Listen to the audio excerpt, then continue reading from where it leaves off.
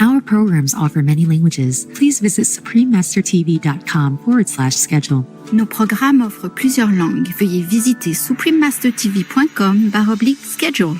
Nuestros programas ofrecen varios idiomas. Visiten suprememastertv.com/schedule. Nossos programas oferecem vários idiomas. Acesse suprememastertv.com/schedule. हमारे कार्यक्रम पेश किए जाते कई भाषाओं में कृपया देखें suprememastertv.com/schedule。我们的节目提供多种语言，请看 suprememastertv.com/schedule。 Rancangan kami menawarkan banyak bahasa. Sila kunjungi suprememastertv.com/katapan-schedule. برامجنا متوفرة بالعديد من اللغات. يرجى زيارة suprememastertv.com/schedule. Наши программы предлагают много языков. Пожалуйста, посмотрите suprememastertv.com/schedule. Naše programy nabízejí více jazyků. Prosím, navštivte suprememastertv.com/schedule. He said that the Buddha sound, his wonderful sound, the voice, was both secret and all-pervasive. It was through sound, but this is different sound. You see that? All-pervasive and secret. How can that be? How can that be secret when the Buddha was preaching? Anybody know? Please continue watching to find out more. Supreme Master Ching Hai's lectures are not a complete meditation instruction. Please do not try alone. For free of charge guidance, please visit godsdirectcontact.org or contact any of our centers near you.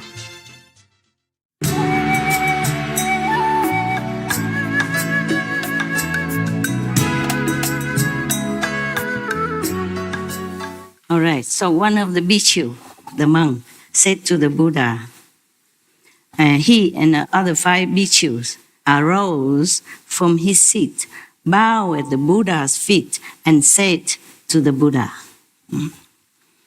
When 5 of them practiced the same method, I guess, so all 5 of them rose up first and told the Buddha what kind of method they did practice first, to get some enlightenment. So this bhikkhu name is Kaundinya. It don't matter, okay? Continue.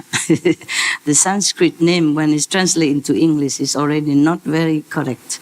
And my accent make it worse. So it doesn't matter.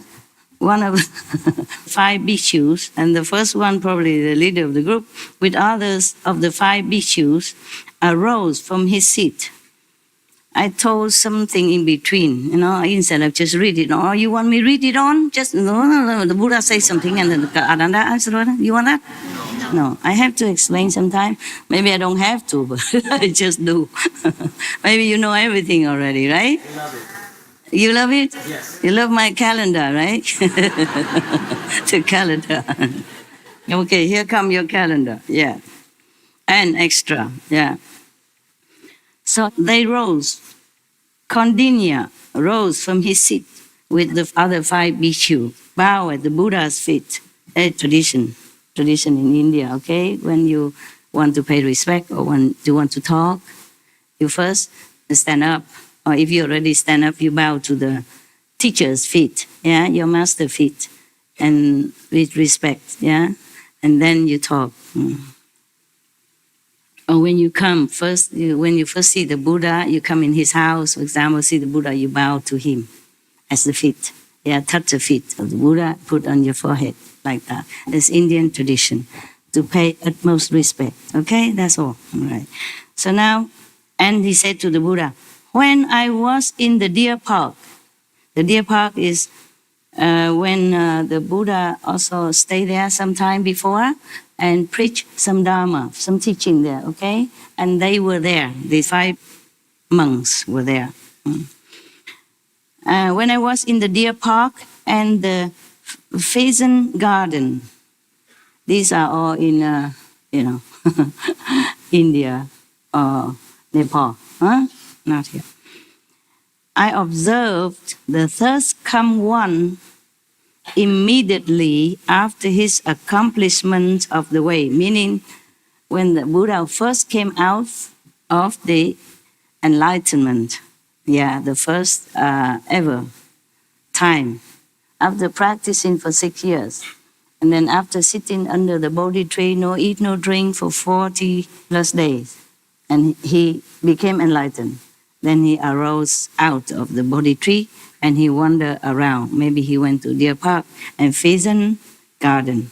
And that's where he met these 5, the first 5. Actually, the story of these 5 bhikshu, I probably told you before already. So I don't want to mention here, okay? They are the first one who get the Buddha's enlightening talk, yeah? When the Buddha preached the 4 Noble Truths, yeah. Anyway, okay, we have to cut some, otherwise my calendar become 2-3 years comprised together. Not just to the end of this year, but at the end of many other years, 2020, 2021, 22, 23. And if I haven't told you about these first bhikshus under the Buddha's teaching, then I will probably remember it, or you remind me, then I will tell you in another time, okay? It's not much to us right now. It's not very important. So it's just that important that they were the first one and they the first rise up and told the Buddha which method they were practicing. Okay, so they say that the third come one immediately after his enlightenment, accomplishment of the way, meaning he just got the complete enlightenment that day, or maybe just a few days ago. And then upon hearing the Buddha's voice, I understood the 4 Noble Truths. You know? What is the 4 Noble Truths? Anybody know? Except the monks. I told already. Didn't listen. Forgot. What is the 4 Noble Truths? What's the first Noble Truth? Yeah, all of you have it. I don't even need to tell you. We all have. What is? First one? I give you my cup. The Dharma? Oh, no. That's not the 4 Noble Truths. That's the only truth. Okay. Birth, old age, sickness. Yeah? Death. Okay. That's the 4 truths that nobody can escape. Okay? Right. Remember now? Yes. I keep my cup. Thank you. I hope. It's good that I didn't lose my cup. I like my cup. I'm very attached to my cup. The yellow, it look good. Okay, thank you for trying to reserve the cup for me. Very good of you. So, when this bhikshu, Kaudinya, heard the Buddha's voice, he understood the 4 Noble Truths. The Buddha asked us, bhikshus, to speak. I was the first to understand. And the third come one certified me and named me as Nata. His wonderful sound was both secret and all-pervasive. It was through sound that I became an arhat. Okay, so when the Buddha talked, he was the first one who understood. When the Buddha first preached the 4 Noble Truths to these first 5 people, first disciples, he understood immediately. So he thinks it's because of the sound of the Buddha voice that make him enlightened. Not because of the sound. It is the Buddha sound. It's different. Yeah? A complete, all-pervasive Buddha sound. His sound. That's why he said, his sound is not a normal sound like me talking to you. You need a microphone. And you don't even understand. Many times I keep asking you, what did I just say? Something about the Ching dynasty. Huh? Yeah. Or the world when you were not born. Something, history. Okay. That's why I told you, don't listen to gossip. Because even you stand here, sit here right in front of me, I use microphone. And even you understand English, you also did not hear nothing. I don't know where are your mind, but you did not. Not all of you understood. I don't know, what are you listening? What are you listening? Ah. Listen to you, Master. Yeah, that's what you say. And you did not listen to me. I don't know. You're thinking of boyfriend in Africa. New boyfriend. Or maybe would be, will be boyfriend, future boyfriend.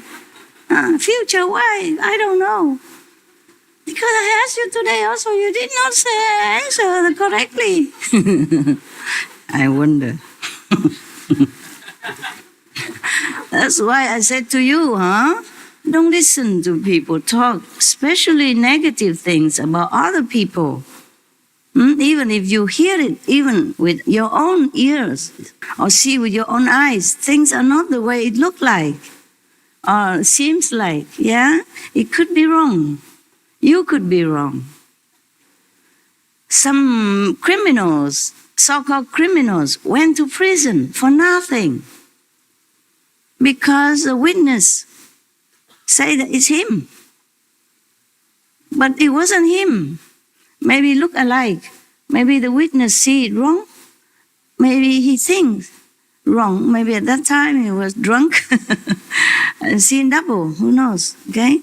So some prisoner went there, I would say wrongly accused, and even died. Have death penalty. That's why some countries, they abolish completely death penalty to avoid this unfortunate, event, unfortunate things happen to innocent people. So he said because of the sound that he became arhat. But you have to listen well. Listen, yeah? Listen well. He said that the Buddha sound, his wonderful sound, the voice, was both secret and all-pervasive. It was through sound, but this is different sound. You see that? All-pervasive and secret. How can that be? How can that be secret when the Buddha was preaching? Anybody know the cup is going?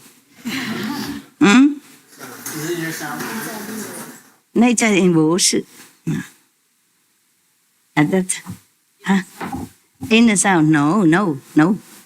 He hear the Buddha sound. He said the Buddha was preaching, you see, because the Buddha was preaching the Four Noble Truths and he was listening. He heard it and he understood it. But it was both secret and all-pervasive. You always make me look like a wise person. You always force me to tell you the answer. Why is that? Okay. Since I have no choice, I pretend that I know.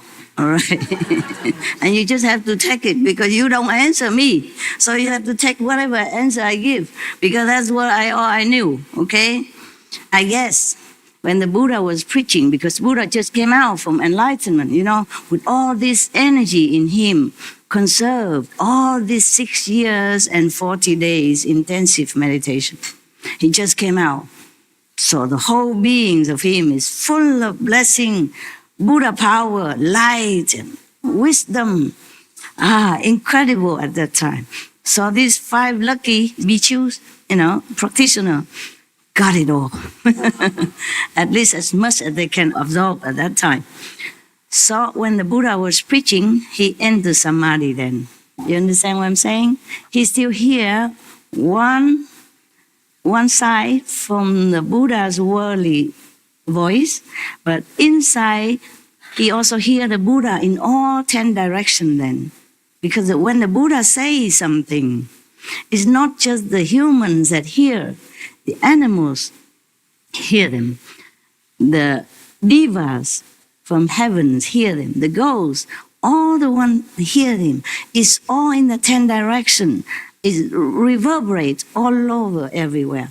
And only when you're in samadhi, you hear it. It's different than, but because he's in samadhi, so he can hear both half from the Buddha voice physically and the inside, the true Buddha's voice. Therefore, he think, okay, that's what enlightenment was. I was enlightened because I hear the Buddha's voice, which is secret and all-pervasive. Secret because he heard it inside, and all-pervasive, as if only the Buddha was only whispering to him. Because he see nothing at that time anymore. He hear nothing else. He don't see the other 5 bhikkhu. He don't see anyone else. He doesn't see anything. Only Buddha and him. Only the Buddha's voice. That's why he say it's secret. But then it's all over, everywhere in the 10 directions he can hear. Because he opened his ear at that time. You see, the Buddha blessing make it happen like that. Yeah? In the presence of the Buddha, many wonderful things happen. So this is what happened to him. And he thought, wow. Because the Buddha is preaching, I got enlightenment. You understand now? Take it or leave it, because you don't have other a wiser answer for me. No?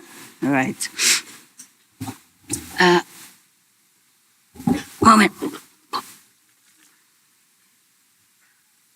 Or maybe I just sit on the table, huh? Yeah, sit on the table.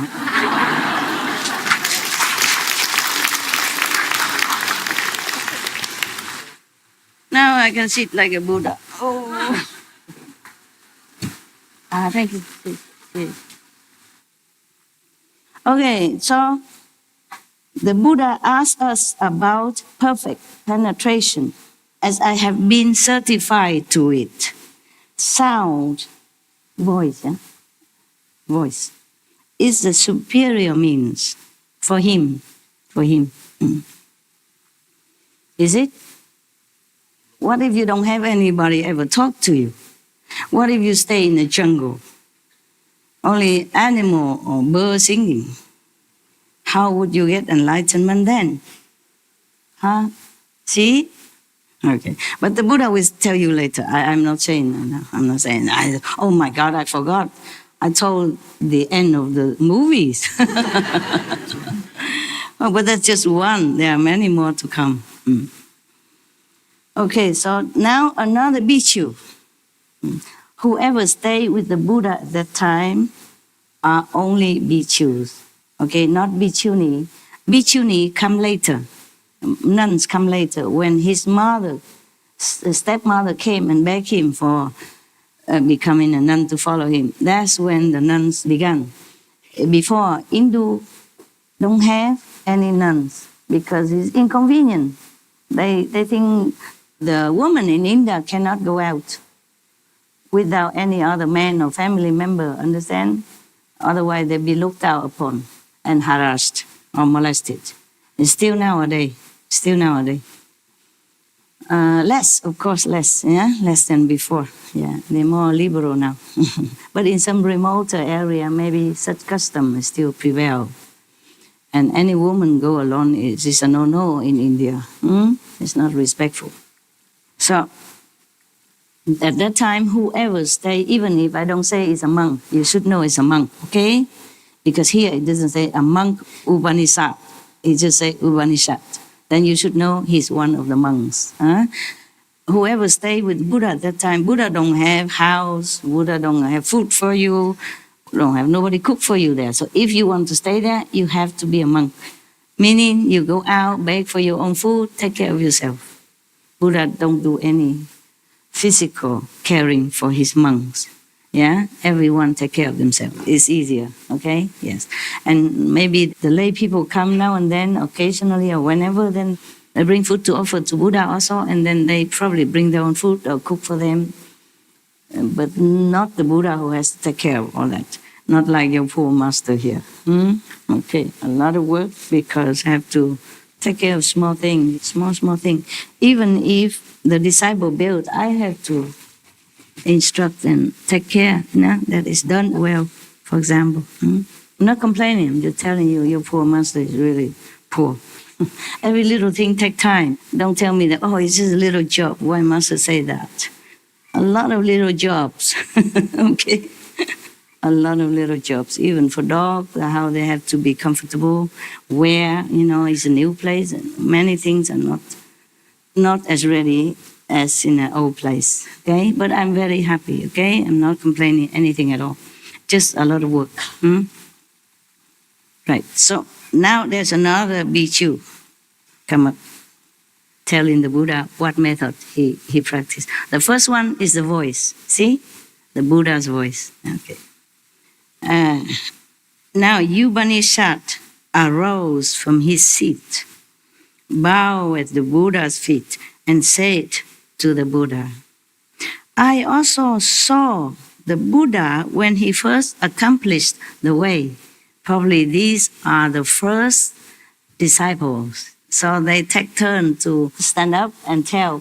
First come, first talk. That's why first the Bible, and then now it's Upanishad, because he's also one of the first. Maybe not together with the five, but maybe second first, you see? So they come one by one.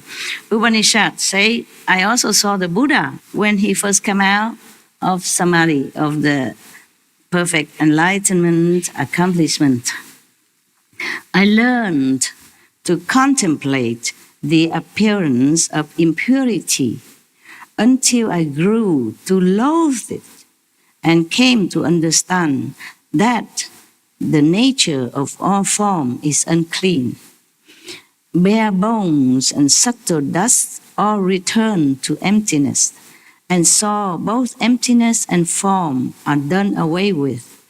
With this realization, I accomplished the path beyond learning. The third come one certified me and named me Upanishad. The object of form came to an end, and wonderful form was both secret and all-pervasive. Thus it was through the appearance of form that I became an arhat. The Buddha asked us about perfect penetration, as I have been certified to it. Form is the superior means. What means form? Like you are a form. He is a form. I am in the form of a human. Or any other thing here has a form, okay? Air doesn't have form. Water maybe don't have. But these have form, okay?